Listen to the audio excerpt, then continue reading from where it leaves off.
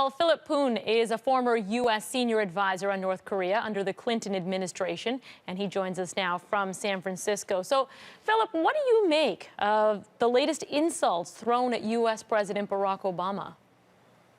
It's not surprising. I mean, after the president publicly pointed the finger at North Korea, and North Korea said that if there was any kind of retaliation, which seems to have been, although the United States has not confirmed that it's responsible for the outage, it was pretty much expected that the North Koreans would respond in kind, definitely with harsh rhetoric. It still remains to be seen what else they may do, and I think there's a real possibility that there's something else that may be in the works as well.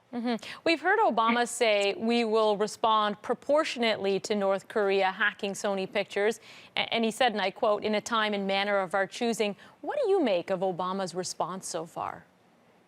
I think President Obama's response has been perfectly appropriate. I think there were some issues about whether it was in fact the North Koreans. For the president to publicly point to the North Koreans seems to me that they've got a slam dunk case that it was in fact the North Koreans. I think what President Obama is basically saying, look, you know, the cyber attacks and the possibility of cyber attacks are a threat, something that everyone has to consider. At the same time, he's also saying, you know, the end of the world this is not the end of the world.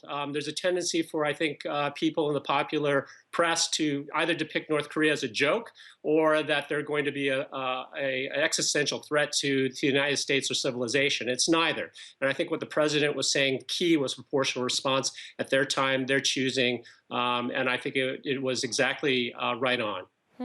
So how serious is the threat that North Korea poses? Well, I think people should not be concerned about a preemptive nuclear strike of any kind. It's something that they won't do.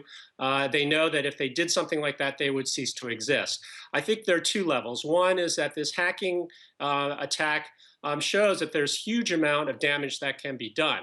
I also am afraid that if we have this harsh rhetoric, about a year and a half ago, we had an incredible escalation of words after a nuclear test and after a missile test, and it increased tensions drastically. And what the big concern right now is not so much a preemptive nuclear strike as a miscalculation. Now, for example, what if the rocket, the missile test, had gone and actually crashed into a U.S. or a South Korean or a Japanese vessel? What kind of retaliation would have occurred after that? There are all these things that are going on around a peninsula that's heavily armed, in which North Koreans have 14,000 artillery tubes pointed at Seoul, which could cause millions of casualties. So this is what is at stake here. It's miscalculation is what we need to be concerned about. Given that scenario and your depth of knowledge on the topic, and I know it's tough to make predictions, but what do you see happening next? What are the possibilities?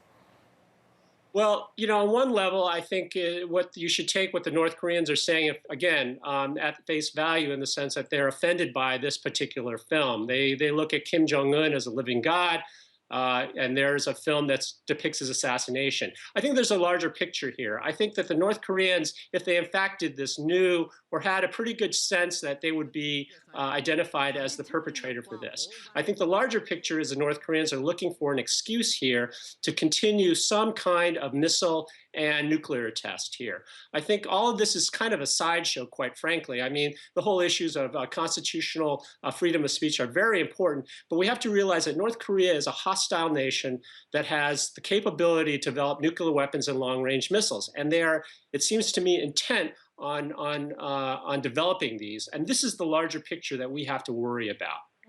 And given that hostile, approach to things and the unpredictability of the North Korean regime, how do you think President Obama should respond? Well, I think unlike what a lot of people are saying, there are actually a fair number of tools that can be used. Again, it's got to be proportional. There are some banking sanctions that were very effective several years ago. That's a possibility.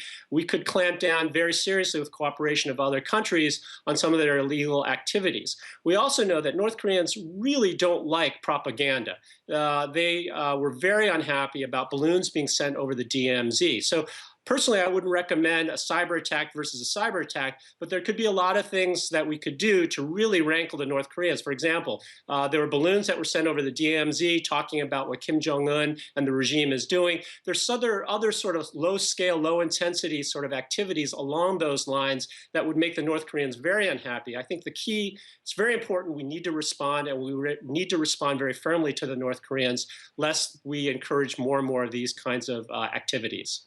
Philip Young, I want to thank you very much for your time and your insight. We really appreciate it. Thank you. Philip Young, former senior advisor on North Korea under the Clinton administration, and he was speaking to us from San Francisco.